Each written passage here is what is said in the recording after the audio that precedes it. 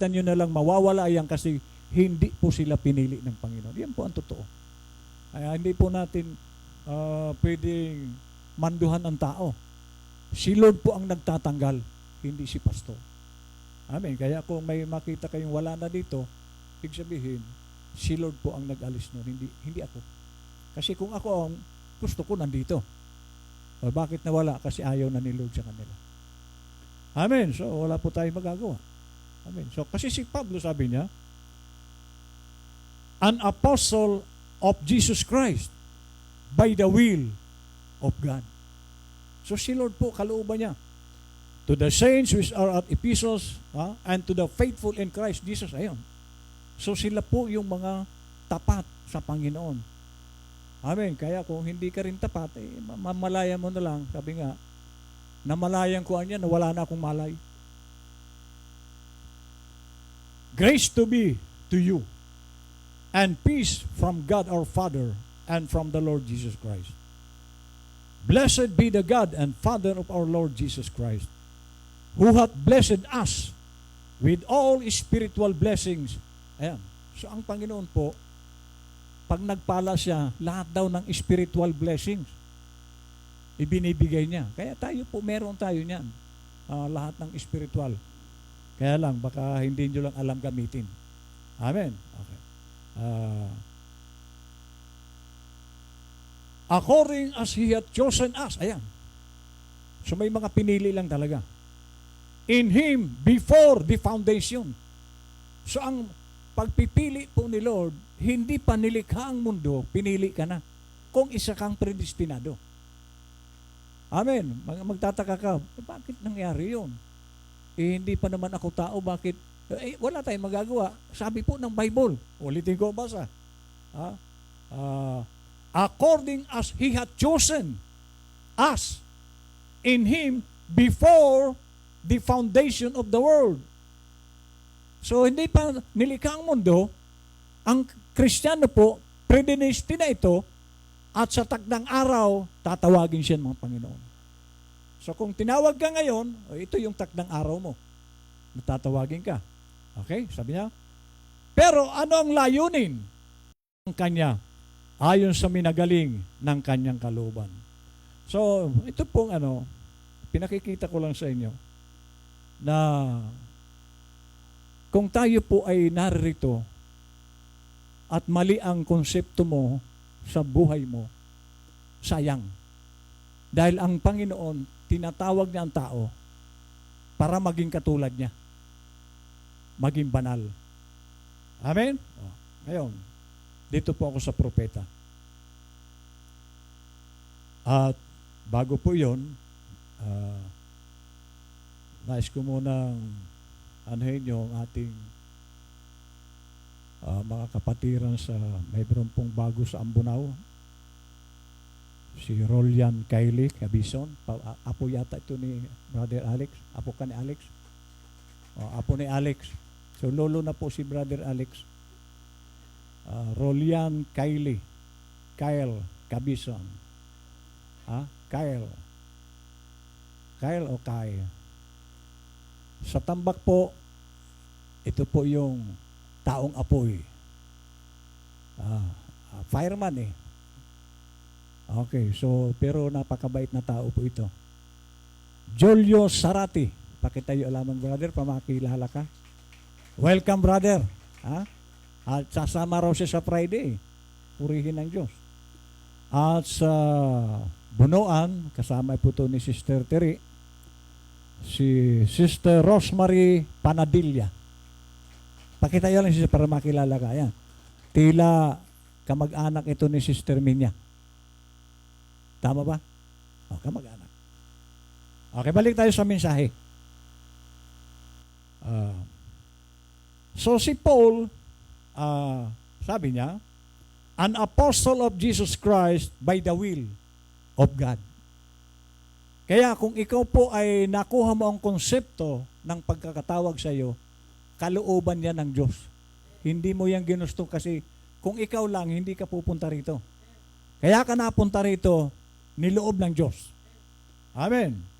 Now, an apostle A word apostle means one that sent or sinugo. Pag sinabi pong apostol, mga sinugo po yan. Amen. Okay. At ang kahulugan din po niyan, a missionary is an apostle. The word missionary means one sent. Apostle means one sent.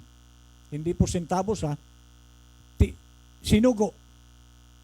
A missionary is an apostle. Kaya pag missionary ka, apostol ka. Eh missionary po ako. Hello? Amen. So missionary, apostol pala ako. Eh pastor din ako. O, dalawa na ang ano ko sa fivefold ha. Eh teacher din ako. Uy, 3 na. Eh evangelist din ako. Hello? O, 4 na. Propeta. Ay, hindi ko alam kung propeta ako.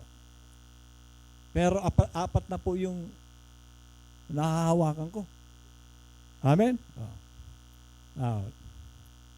Sabi po, and Paul, not by desire, hindi niya ginusto. Not by choice, hindi niya ginusto yan, pinili. Not by the will of man, hindi rin niya ginusto yun. Or his own humanly desire, but by the will of God. Ngayon, kung ang paglilingkod mo sa Panginoon, kapatid, ay ginusto mo lang at hindi ginusto ng Diyos, mawawala ka. Tandaan niyo po yan. Kasi ikaw lang ang may gusto. Importante, si Lord ay may gusto sa iyo. Kasi, ikaw lang naman ang may gusto, si Lord hindi naman eh. Kaya nga siguraduhin mo na bukod sa gusto mo, kailangan gusto rin ni Lord para magtagal ka. Hindi ka magtatagal kung ikaw lang. Amen. So, ulitin ko. Kailangan, bukod sa ginusto mo, tingnan mo rin kay Lord. Gusto kaya ni Lord? Amen. Kaya huwag kang magtaka kung darating ang araw, mawawala ka. Kasi ikaw lang pala ang may gusto. Amen. By the will of God, he was on his road to the one. Si ano ito? Ang kwento po nito, mga kapatid. Si Paul po ay taga-usig ng Kristiyano. Yung isang pinapatay niya. Marami siyang pinapatay na Kristiyano. So, criminal po si Paul. Pero dahil gusto ng Diyos na tawagin siya, wala siyang nagawa. Amen. Kaya nga noong magpanagpo sila ni Lord, nabulag siya sa sikat, sa sobrang liwanag ng nakita niya. Nabulag siya. So ganyan po si Lord, minsan tumatawag siya na may nangyayaring kaya nga minsan, mga kapatid, para ang Kristiyano po tumino, ay minsan dinadaan ni Lord sa hambalos para tumino Pero tayo, mga kapatid, huwag mo nang hintayin hambalusin ka. Tumino ka na. Amen? So sabi rito,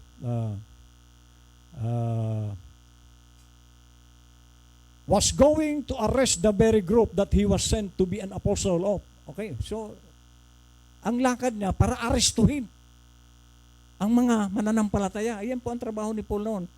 Lahat ng mananampalataya noon, huhulihin niya, ikukulong niya, parurusahan niya. Ganon katindi, Pero, nung dumating ang oras ng tinawag na siya, nakita niya na yun palang inuusig niya, iyon pala ang makakasama niya. Amen? At tayo, mga kapatid, ako dati rin po akong persecutor noon.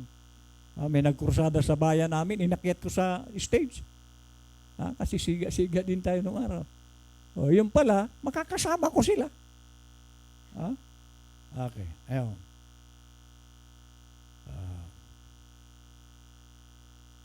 All right. He was an apostle then by the will of God. He had no willing into it. Hindi niya gusto. God did it. Ganyan. So pag pinili ka ni Lord, ayawin mo man, mapipilitan kang gustuhin.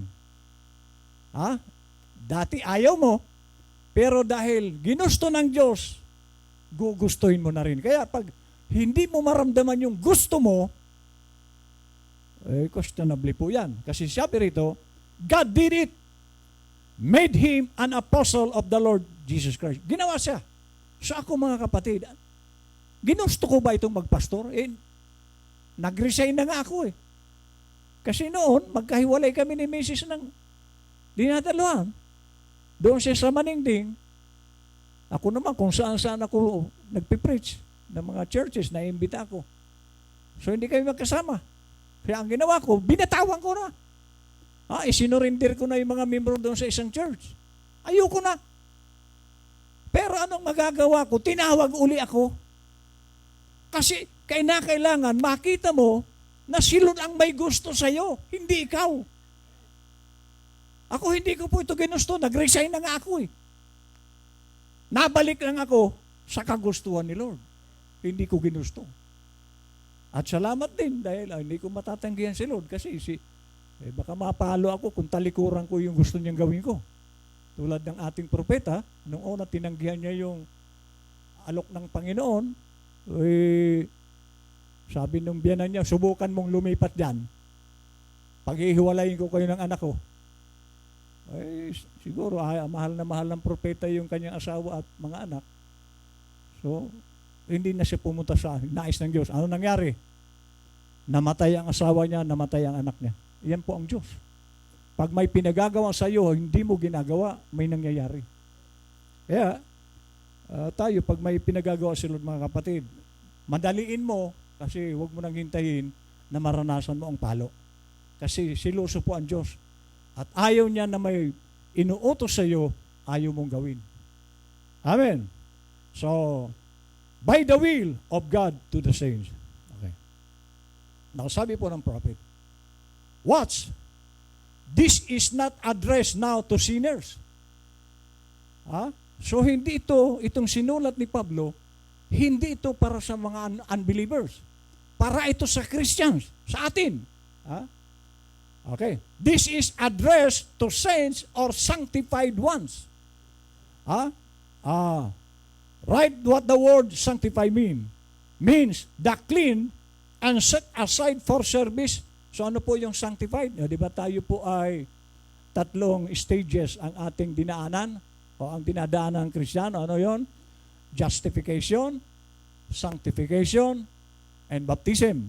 Ngayon, kung ikaw po ay totoong sanctified, sabi po ng sanctify means the clean or malinis and set aside for service. Kung totoong ikaw ay sanctified, kailangan mong maglingkod. Dahil sinet aside ka pala ng Panginoon, sinangtified ka para maglingkod sa Diyos. So kung hindi ka naman naglilingkod, sayang yung sanctification. At baka naman wala sa iyo yun. Kasi kaya ka nga sinangtified para paglingkuran mo ang Diyos. Amen. The Old Testament, it's a compound word. Don't only mean clean, but it means set aside for service. For service. Amen. It's be clean and set aside for service. The altar sanctified the vessel and set it aside for service. Amen. Now, dito. Now, that's who his address is to in Jesus. The believer's position is in Christ. So, iyan po ang ating pag-aaralan ngayon. The believer's position in Christ. Ngayon, tayo po ay isang body. At sa body of Christ, sa natural, ito po body ko. Mayroon akong head. May mata, may tenga, may bibig, ilong. Meron din akong balikat. Meron akong braso, meron akong kamay, meron akong binti, paa. Dito sa body, sa spiritual body, saan ka rito? Sa body of Christ, siya po ang head. Si Lord ang head. Saan ka dito magmula sa balikat, saan ka? Kasi may mga trabaho po ang bawat isa dyan. Saan ka? Balikat ka ba? Braso ka ba? Kamay ka ba? Binti ka ba? Paa ka ba? May mga trabaho po yan sa body. Okay, kung ikaw ay balikat ng Panginoon, marunong kang magpasan ng mga pasanin sa church. Pero kung hindi ka naman nagpapasan ng mga pasanin, baka hindi ka balikat. Baka naman sa ibang parte. Baka ikaw ay braso. Ang braso po, ito po ay nagtatrabaho. Dito sa katawan, ito po yung nagtatrabaho. Kamay at braso. Braso ka ba? At kung ikaw po ay kamay, maring hindi ka humahayo, pero ano ka, susuporta ka sa humahayo, bahagi ka ng humahayo. Kasi kamay ka pala. At kung ikaw naman ay paa, humahayo ka. Ngayon, saan ka dito? Ano ang ginagampanan mo sa body? Kasi tinawag ka, sinangtified ka, para maglingkod sa Panginoon. Ngayon, kung akong tatanungin niyo mga kapatid, tingnan niyo naman. Pagkatapos nitong Sunday, nakita niyo yung mga nakaraang Sunday. Katatapos ko lang dito, lakad na naman ako doon sa tambak para magturo. Pupunta na ako sa Miyerkules. Mayroon na naman tayo sa Bulos, mayroon tayo sa Ambunaw, mayroon tayo sa Alaminos. Ngayon may Pugaro. Bakit? Tinawag kasi ako ni Lord. At ito yung trabaho ko. Humayo, dalhin ang tao sa Panginoon. At salamat sa Diyos, katulad ni Brother Julius. Biro mo yan, kung iyan ay mapunta sa langit. Pag nagkita kami ito sa langit, sabi na ito, Pastor Rudy, salamat na napunta ako dito sa ay pasalamatan mo si Pidil. Brother, kasi si Brother Pidil ang nagdala sa akin doon para tayo magkausap. So, lahat po tayo may purpose si Lord bakit tayo tinawag, mga kapatid. Huwag mong ilagay sa isip mo na ikaw ay puwet lang. Ano yung puwet? Ha? Hello? Huwag mong isiping ikaw ay puwet lang. Dapat ikaw yung kamay, braso. Amen? Okay, kasi tingnan niyo po sa meron po tayong deacon. At yung ating deacon na taga Galasyaw doon ay magandang kasi siya ang leader po nitong Mayo, Hunyo, Hulyo. Marami na siyang performances na nangyari. So, good leader po ito na At sa Agosto, magpapalit po ng leadership, 3 months din. Okay? So, may ginagampanan sila. Ginagawa nila ang kanilang magagawa para kay Lord. Iyan po ang ibig kong makita natin na kaya ka tinawag, kaya ka inilagay sa ganyan, meron kang gagampanan.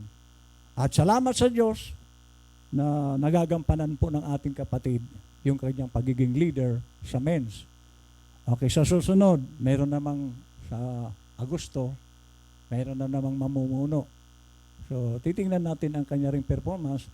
At sa November, December, kasi August, September, October, November, December, January. Kaya lang, yung leader na nasa Manila, baka hindi niya magawa.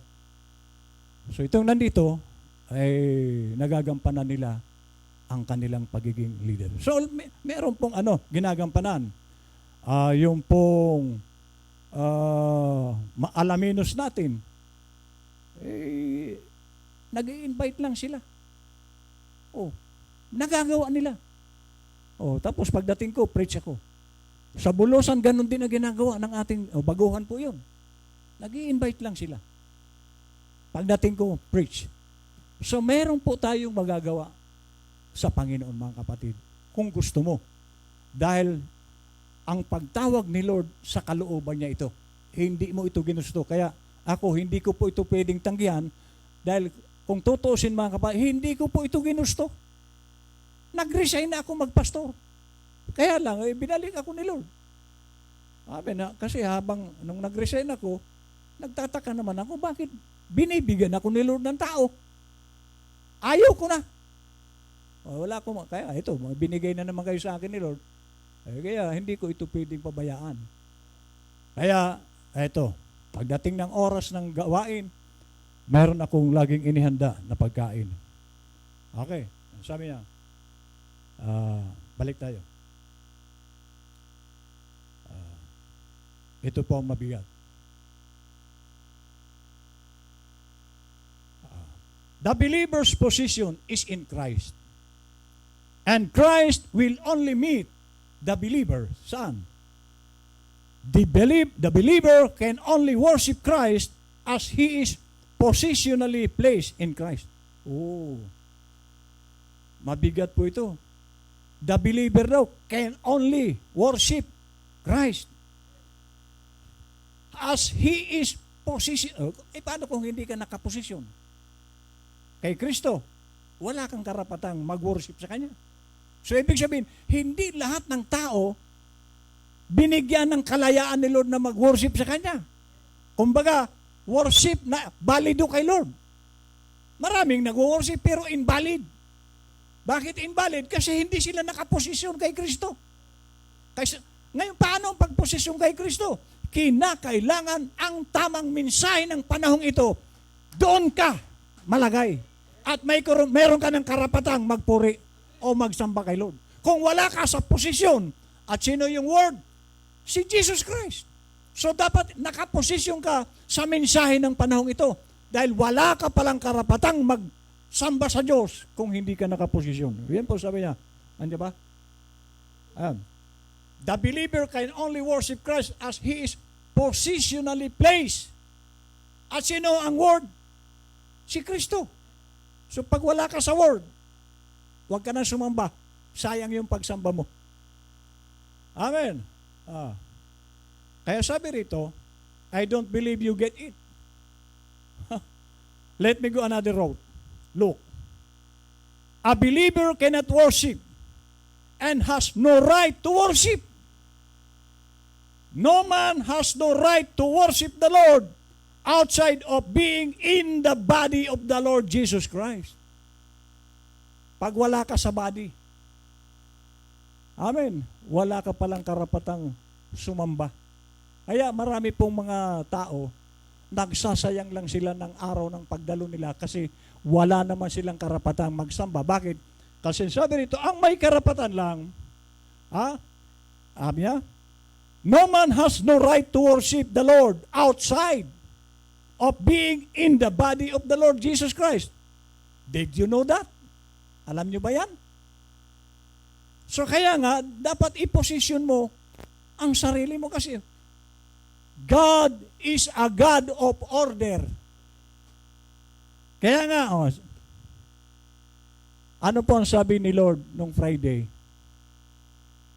Ang mga dominanting asawa, antikristo po yan. Sabi po ng propeta, hindi ako may sabi. At marami pong antikristo. Dahil sila ang leader sa bahay. Sila ang namumuno sa bahay. Hindi po dapat babae ang namumuno sa bahay. Lalaki. Hindi yan namamalayan na. Antikristo sila, hindi nila alam. Was his, over his. He was domain. Okay. His domain was over them. And that was called his house. So, sa tahanan mga kapatid, sa palasyo, ang nagdo-domain po diyang king. Hindi po queen. Ang queen po, sunod-sunuran lang po ito sa king. So, yan po ang posisyon. Kaya, kailangan po, nasa tamang posisyon. Kung ikaw ay king, ikaw ang hahawak sa palasyo sa kaharian. Hindi po queen. So kaya nga, maging sa bahay, tingnan mo anong posisyon mo. King ka ba o queen? Kung ikaw ay king, ikaw ang dapat na nagmamando sa bahay. Hindi ikaw yung laging inuutusan. Hindi ikaw ang under. Amen, kasi maraming... Ngayon, bakit hindi nila yun makita? Binulag na sila ni Satanas. Hindi nila makita ang posisyon nila. Saan ba sila dapat malagay? Ang nakikita na, ako ang hari dito. Kapatid, antikristo po yan. Ngayon, tanong, papasok ba sa langit ang Antikristo? Never! Sabi po yan ng propeta, hindi po yan pupunta sa langit ng mga Antikristo. At ang isang dominanting babae, Antikristo po yan. Jezebelian spirit. Hindi po ko may sabi niyan, propeta mismo. So dapat, sa bahay, ang lalaki po ang dominant. Amen. Tuloy ko ito. But in the original, it said, in my Father's kingdom. Yung house na yun, hindi po pala yun house na natural. Ang tinutukoy ni Lord doon na house is kingdom. In His kingdom is many palaces. Palasyo na tayo dito. Maraming palasyo sa kaharian ng Diyos. At ang palasyo rito tayo. Amen. Okay. That sounds better, doesn't it? That's right. Now, when a man in the Old Testament, a Jewish man in Palestine, where they was, whatever he was, the tribe of Joseph or Ephraim or whatever it was, he had his own allotted ground that belonged to him. May kanya-kanya silang nasasakupan. The beautiful story of Ruth when returning with Naomi, when Naomi had lost all of her inheritance and Boaz brought it back. I believe I preached on that last time I was here. Beautiful picture. That was his little domain, his little kingdom, like his possession. It was handed down. One succeeded the other. Okay, so hindi ko na po ito mahaba po ito. Sabi po dito sa paragraph 41. But now, when this child was born, he became a son. Now, alam po natin ang adoption, mga kapatid. Sabi po ni Paul, hanggat ang bata ay sanggol pa, hanggang ito ay binatilyo, wala siyang iniwan sa isang servant. Anong ibig sabihin ni Paul noon? Mayroon pong adoption na ginagawa ang mga tatay noon sa kanilang panahon. Meron pong tutor na kukunin ang tatay sa anak niya. Tuturuan ito, babantayan ito. At kapag ang report ng tutor positive, sasabihin niya sa boss niya, sir, yung pong anak mo, matured na. Mapagkakatiwalaan na. Doon po siya i-adapt bilang anak. Kita nyo, anak pong tunay yun, pero mayroon pong adoption na doon idideklara niya, ito yung anak ko. Kasi mature na siya, mapagkakatiwala na siya. At dito mga kapatid, gaano katiyak si Lord na mapagkakatiwalaan tayo para tayo ay adapt? Kasi ang adoption para lang po ito doon sa mga mapagkakatiwalaan ni Lord. Kasi may ministry po tayo. Amen. Sa akin po, sa akin lahat po ng ng mga dapat kong gawin mga kapatid, hinahakbangan ko ito kasi ayoko pong mapahiya sa Panginoon. Mayroon siyang pinagagawa tapos hindi ko ginagawa. Hindi po lang ito sa pastor. Kasi bahagi ka ng body. Meron tayong dapat gampanan mga kapatid. Kailangan makita mo, find yourself in the body of Christ. Alamin mo, saan kaya ako dito? Para mag-function ka, kasi hanggat hindi mo alam kung saan ka, mananatili kang ganun lang. Lagari. Uwi, balik, uwi. Ano magagawa mo sa ganyan? Mayroon ka dapat hinahakbagan na gawain para kay Lord. Amen? Sabi niya, but now when this child was born, he became a son. The very moment he was born in the family, you hear it? Now, then, there was a tutor over this boy to educate him and to raise him up. Well, he was no more than a servant. Ayun, katulad lang siya ng servant. Said the Galatian letter, until he came to our age, a certain limited time that was set. And this tutor would always take the father word, your son is progressing right.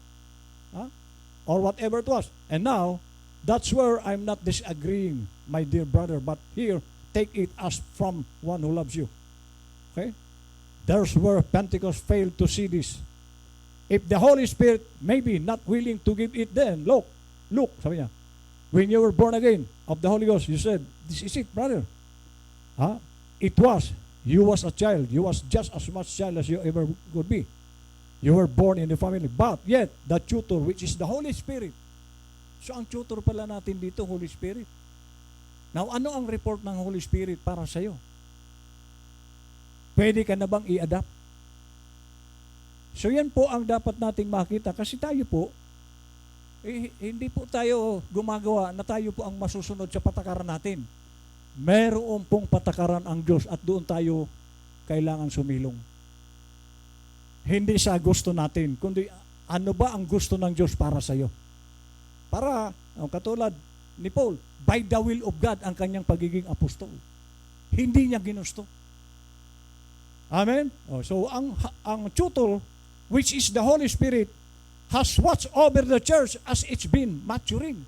So, tayo po ay binagmamasdan ng Holy Ghost. Tinitingnan niya kung tayo ay sumusulong o umaabanti. O, kumusta naman tayo? Kumbaga sa estudyante, galing kang grade 1, tumungtong kang grade 2, nag-grade 6. Pero pagdating sa grade 6, hindi na umabanti. Masyado na siyang minahal ng teacher niya. Lagi siyang grade 6. Ayaw na siyang bitawan ng teacher niya. Anong estudyante yun? Ob-ob. Hindi ka na nakaalis. So dito mga kapatid, sumusulong ka ba? Kasi ito, tingnan niyo. Noon pong ako'y magpasimula, bara-barabay. Kasi Trinitarian ako noon. Walang pagsulong. Pero, nakita ko ang pagkilos ni Lord. Umabanti. Okay? So hanggang natagpo ang kong mensahe, umabanti ako sa mensahe. Pati pagkatao ko, umabanti. Gaano tayo ngayon masasabing umaabanti, mga kapatid? Umaabanti ba tayo? Or the same as it was? Amen? So, i-check mo sarili mo. Mayroon bang pagsulong na nangyayari sa buhay mo? Kasi once na hindi po yung sumusulong, ibig sabihin niyan, patay na yan. Dried up na, sabi ng propeta. Na dapat anyang lumabas na diyan kasi tuyo ka na. Wala ka ng kulay green na dahon. Lumabas ka na diyan sa pagkatao mo na yan. Lumabas ka at pumasok ka doon sa pagiging buhay na Kristiyano. Amen. Mahirap po yung dried up ka na. Wala, pag dry po ang isang halaman, katulad ng halaman ko dyan na iba, tuyo na. Ibig sabihin, hanggang dyan na lang sila. Pero naman yung buhay, may nagbulaklak ng talong dyan. Amen. Sabi nila. Now, if this tutor in the natural went to the father and said, now, here, that boy is not going to be very good. Whoa, negative. Yung report ng tutor. I try to teach him. He just won't listen. Tinuturuan mo.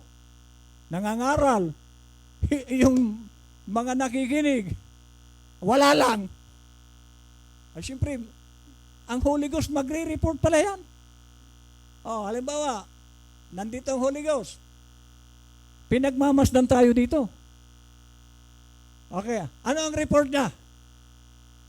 Ay, kung ang report ganito, that boy is not going to be very good. I try to teach him. He just won't listen. He's got his own strong way and he just won't listen. He's going to be this or he's going to be that. Kung ganun ang report ng tutor, sabi rito, the father realizes right then that boy cannot take over his domain. Ayun. Hindi siya mapagkakatiwalaan. So, hindi siya pagkakalooban ng tatay niya ng tiwala sa mga ari-arian. Kasi baka lustayin yan yung kita ng negosyo. Halimbawa, hindi naman pwedeng pagkatiwalaan. Sabi ng tatay, Anak, hawakan mo itong Coca-Cola. Hinawakan. Hindi pa matured. Na-bankrupt ang Coca-Cola. So ganyan po ang Diyos, pag hindi ka mapagkakatiwalaan, hindi po niya ipapahawak sa iyo ang isang gawain. Hindi kanyo pahawakin. Kasi ang pinahawak lang ni Lord, matured na pwede na talagang maasahan. Iyon po ang nilalaman ng propeta. Okay? He's going to be this or he's going to be that. The father realizes right then that that boy cannot take over his domain. Hindi niya magagawa yung ginagawa ng tatay niya. Sabi niya, that's right. Because, what would he do? He'd run it through. The return of the prodigal son gives a very beautiful picture of it. He could not. What he would do would be mortgage the farm or sell it off and drink it up and run around. Ayun. Mauubos lang. Pag ipinagkatiwala mo sa isang taong hindi naman mapagkakatiwalaan, ang isang bagay, mawawala lang yan. Amen. So tayo. Okay. Inaw ko lang itong kunting balikan ko ang kwento, mga kapatid. Nagpasimula po ako nitong gawain, wala. Talagang wala. At ang ibinigay pa sa akin membro, naka-wheelchair, sa Mangin. Ang church namin noon, 3rd floor. Binubuhat namin yon sa 3rd floor. Si Brother Chris. So, pasimula ko, negative. Pero, ang Diyos po nagmamasid dyan. Kung pwede kang pagkatiwalaan. So, tiis lang, tiis. Basta gawin ko lang kung ano ang pinagagawa ni Lord.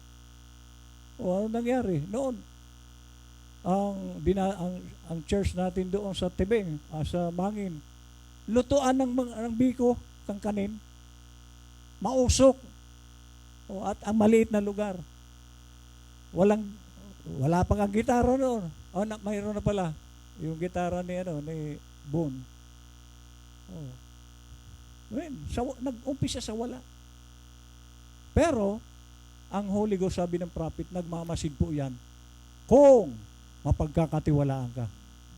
At ito na ang naging bunga, kapatid. Amen? Ito, kung lahat po dadalo dito, saksikan po tayo dito. Kaya lang yung iba, may mga ginagawa. At lalo na, kung dumalo po dito ang Pugaro. Amen? Ang dami po nung kahapon, ang daming tao doon. Kung lahat dumalo yun dito, wala na po dito mapaglalagyan. So, nagbunga yung pasimula kung walang tao. At ang una pang binigay sa akin ni Lord, naka-wheelchair. Pero tiniis ko po yun. At ito na ang bunga. Ngayon, may mga instrumento na, may mga musician na tayo. Hindi na ako ang nagigitara. Noon, ako ang gitarista, ako ang preacher, ako ang deacon, ako ang tagalinis, lahat. Pero ngayon, hindi na ako naglilinis. May tagalinis na. Amin, hindi na ako nagsusong lead. May song leader na. Hindi na rin ako nagigitara. May taga-gitara na. May drummer pa. Iyan po ang Diyos kapag nakita niya na mapagkakatiwalaan ka. Pag ipagkakatiwala sa iyo ang mga gawain. At ako'y naniniwala, hindi lang po ito ang mararating natin. Dahil nakikita ni Lord. Lalo na kung kayo po ay kikilos lahat.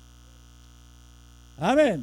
Kasi may mga hinihingi tayo kay Lord, pero nakikita ni Lord kung walang unity, paano niya ibibigay? Dapat nagkakaisa po ang body. Subukan nyo po, ito, subukan nyo lang. Yung isang braso nyo, itali nyo. Pag nakatali yan, walang ginagawa yan. Ganyan. Tingnan nyo kung anong itsura yan sa isang linggo. O nakaganyan ka lang, katali. Pakiramdaman nyo kung anong pakiramdam niya na hindi gumagalaw ito. Amen. Ganon din sa body. Anong mangyari kung hindi ka gumagalaw? Mananatili ka na. Para kang paralisado. Amen?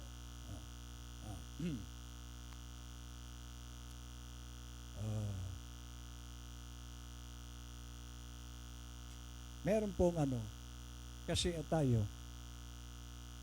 dito sa church, yung pong, dalawang klase. May taga rito, meron namang bisita. Tama? May mga bisita tayo minsan. Saan ka nakalagay? Sa taga rito o sa bisita? Saan ka? Pag bisita ka, ay wala kang gagawin kasi bisita eh. Alam nga naman na magtatrabaho ka dito sa church, bisita ka lang naman. Pero kung taga rito ka, gagampanan mo kung ano ang gawain sa church. Pag hindi ka gumagawa dito, ibig sabihin, tinuturing mo ang sarili mo bisita. Amen, wala kang ginagawa, bisita ka lang. Kaya ayaw gumawa sa church kasi ikaw mismo itinuring mo na ang sarili mo isa kang bisita. Dahil kung ang turing mo sa sarili mo, bahagi ka, tumutulong ka. Amen? Pero kung hindi ka tumutulong, ibig sabihin, aminado ka. Isa ka lang bisita sa kingdom na ito ng Panginoon. Huwag po natin gawing bisita tayo mga kapatid. Gawin mong bahagi ka ng church. Amen. Ano ang magagawa mo sa body? Kasi ito, tingnan niyo po ang kamay Ang kamay po, hindi po ito mukha. Pero ang kamay, ginagamit niya para linisin ang mukha. Mukha ba ito? Pero nililinis niya yung mukha. Minsan nilalagyan ng astringent ba 'yon? Yung nilalagay sa bulak, tapos inaganyan. Di ba? Para kuminis daw. Kasi ang may gawa niyan, hindi ang mukha. Kamay. So dito mga kapatid, tayo, may kanya-kanya tayong bahagi dito. Nagtutulungan po yan. Sa ikagaganda. Kasi kung hindi po tatrabaho itong kamay sa body, puro libag yan. Kasi ito ang ginagamit para kuskusin yung mga libag. Kaya pag wala ito, puro libag ang katawan. So malaki po ang nagagawa nito. At ito rin pa, ang dami pong nagagawa niyang tulong sa buong katawan. Amen. Sa pagtutulong-tulungan. Kaya nga, alamin mo, saan ka bang bahagi sa body? Para may magawa ka. At isa pong dapat na nasa isipan ng isang bahagi, masaya siya na may nagagawa siya.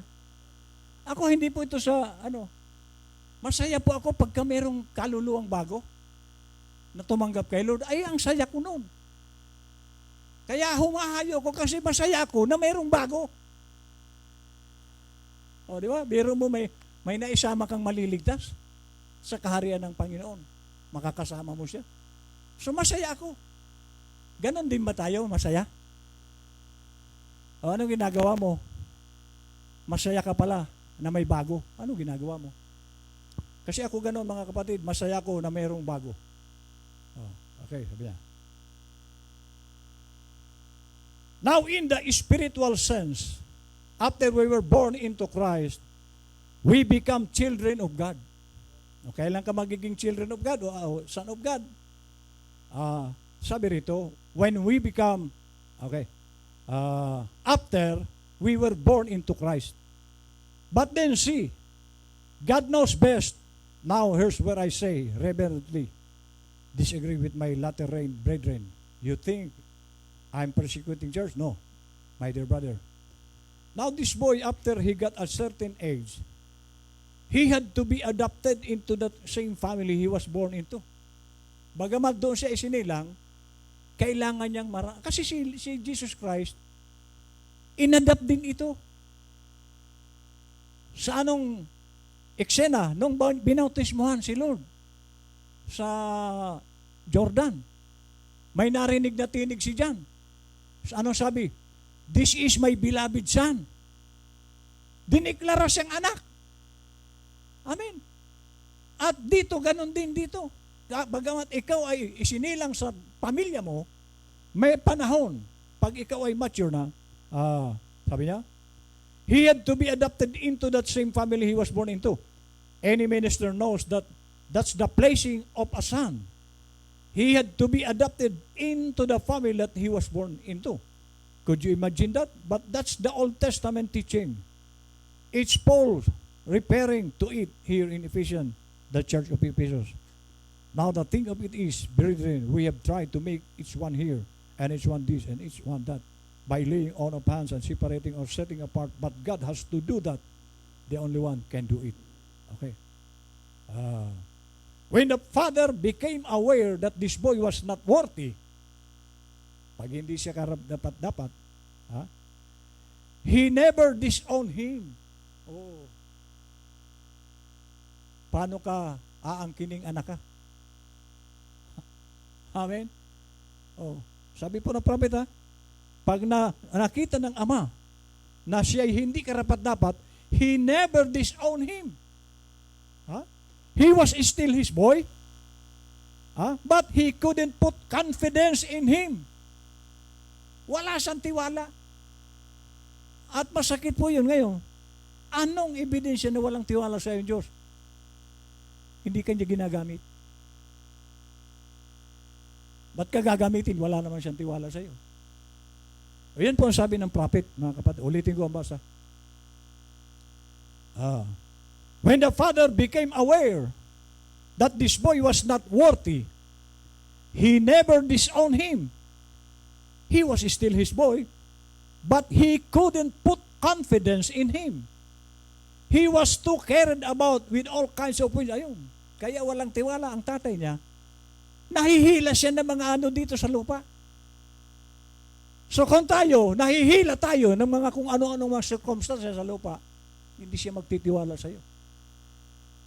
Mapapabayaan mo lang kung anong ministering ibibigay sa iyo, mga kapatid. Kasi ito, magkasama kami ni Brother Fidel sa isang church noon. Mas mataas ang tungkulin niyan sa akin. Ako po ay isang hardinero lang doon. Taga-trim ako ng mga puno ng kahoy, bermuda. Minsan sa kubita ako. Ini-assist ko ang mga upuan ng church. Yan po ang trabaho ko doon. Ordinaryo akong membro. Si Brother Fidel, deacon. Amen? Ngayon, itanong nyo kay Brother Fidel, ako po ang pinakamaraming nagagawa doon sa church na yun. Mas marami ang nagagawa ko kaysa sa pastor doon. Humahayo ako. Bulsa ko. Amen. So, ordinary member ako. Pero nakikita po ni Lord yan. At bakit ko ginagawa yun? Sapagkat hindi po ako naglilingkod sa pastor, kundi sa Diyos. Hindi ko tinitingnan yun. Basta ako, ang ginagawa ko para kay Lord ito. Hindi ito sa tao. Kasi kung sa tao ka maglilingkod, amen, pag wala si pastor dyan, hindi mo nagagawin. Kasi kay pastor ka pala naglilingkod. Ako, mga kapatid, alam ni Brother Fidel yan. Humahayo ako doon.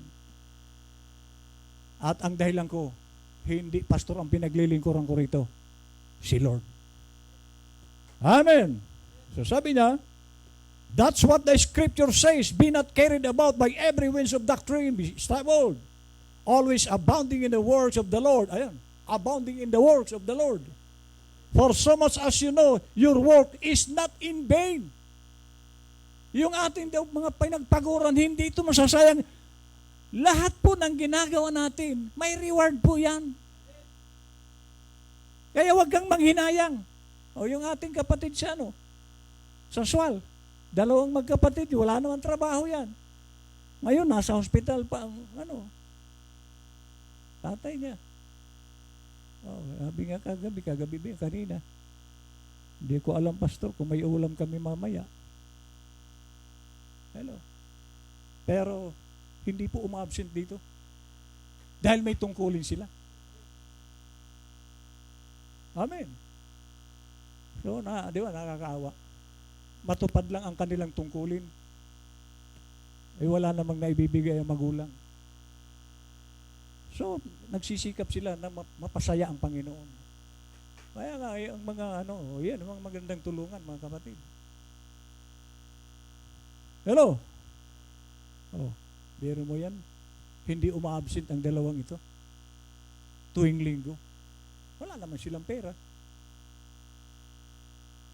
Amen. So, siguro yung ginagawa ng isa, naghahanap ng malalabhan para may pamasahe. Nakikita po ni Lord yan. Iyan yung mga pinagpapala ng Diyos, mga kapatid, na merong pagtitiis. Amen. Oh, sabi niya, for as much as you know, your work is not in vain. Hindi masasayang ang pagpapagal mo kay Lord. Pag may ginagawa ka kay Lord, may reward po yan lagi. Okay? Quickly, wish we could stay. Okay. But notice, this father then, the day come when this boy maybe had been all right and was a worthy man. Yan. So, positive naman tayo. Dumating na sa pagiging worthy ang anak. He listened to the father. He took instruction. He was a good boy. Then, the father taken him out into the public street. Pag okay na, biro mo yan, dadalhin ka sa maraming tao. Baka sa palengke. Ha? Anong gagawin doon sa palengke? Ha? And then, he put a special clothes on him. Uy, dadamitan siya ng special na damit. And then, the father had a ceremony and adopted his son into his family. Idideklara niya sa maraming tao, mga kababayan, nakikita niyo ito? Anak ko ito. Ipagsisigawan niya. Ipinagmamalaki niya. Bakit ipinagmamalaki? Matured na kasi. Mapagkakatiwalaan na. Pero kung hindi ka mapagkakatiwalaan, paano ka idideklara ng Diyos na anak ka? Kasi ang dineklara dito, itong batang ito, kasi nag-matured. Naging worthy na, karapat-dapat na. So mga kapatid, huwag kang magtaka bakit minsan ayaw magtiwala sa si Lord. Tingnan mo sarili mo. Karapat-dapat ka na ba? Amen. Kasi ako, karanasan ko mga kapatid, wala pasimula ko dito, wala. May awa ng Diyos ito. Amen. Oh, ay mahirap po maghanap ng third coming believers mga kapatid. Nung ako'y nasa Trinitarian, ay ang dami kong membro. Kasi walang bawal. Babae, kung gusto mong magpakalbo, okay lang. O babae, nakashort sa church, okay lang. Lipstick, okay. Kaya marami kami. Pero dito, ang panahon ni Noah, 8 lang ang naligtas. Panahon ni Moises, 2 lang ang nakarating sa Kanaan. Panahon ni Jesus Christ, sa 12, isa pa Judas. Hindi po ito paramihan. Kaya mapalad ka na magkaroon ka ng membro na ganito karami sa panahon natin. O mahigit na tayo sa 8. Eh kung lahat dadalo ito, baka 100 na tayo dito mga kapatid. O humigit pa. Amen, kung dadalo lahat. Amen, sabay-sabay. Wala na itong paglalagay ng church natin. So, nagpasimula ito sa wala. At ulitin ko mga kapatid, gusto mo bang pagkatiwalaan ka ni Lord? Magpakita ka sa kanyang karapat-dapat ka. Okay, last.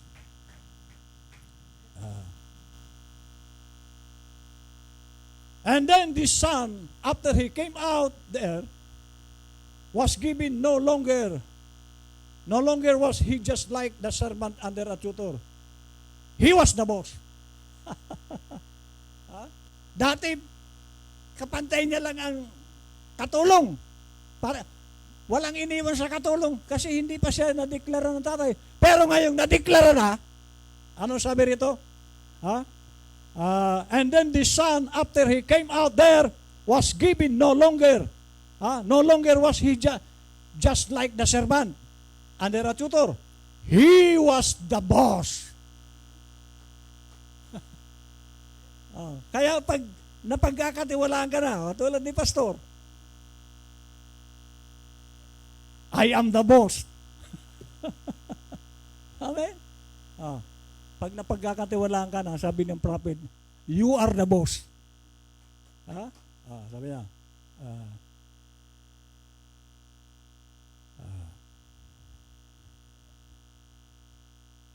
I hope this talks real deep. Going to leave you in a minute. Let's get way down deep. The son was no more under a tutor. Wala nang tutor sa kanya. Kasi mature na. Katulad ng sabi ng Panginoon, mga kapatid, hindi mo na kailangan turuan. Kasi alam mo ang gagawin mo. Okay? But he was like his father. And his father gave him certain things to do. The father might have told him, you take care of this field over here. Or you do this over here. Okay, so pinagkatiwala na ng tatay niya lahat ng ari-arian niya. So yung tatay, hindi na makikialam. Kasi alam niyang mapapabuti ang mga ari-arian niya. Pero kung ang taong ito hindi mapagkakatiwalaan, ubos, upot, walang maiwan. Kaya ang mga tatay noon sa kanilang panahon, sigurista mga kapatid, hindi sila basta-basta nagtitiwala. Kahit anak yan, kung hindi naman mapagkakatiwalaan. The same today, mga kapatid. Hindi po nagtitiwala basta-basta ang Panginoon sa kahit sino sa atin kung hindi ka naman karapat-dapat pagkatiwalaan. Ngayon, sa akin, sinasabi ni Lord ang mga taong pagkakatiwalaan ko. Amen? So, kaya ngayong umaga, mga kapatid, tinatawagan ko si Brother Felix. Okay, si Brother Felix po dahil yung pong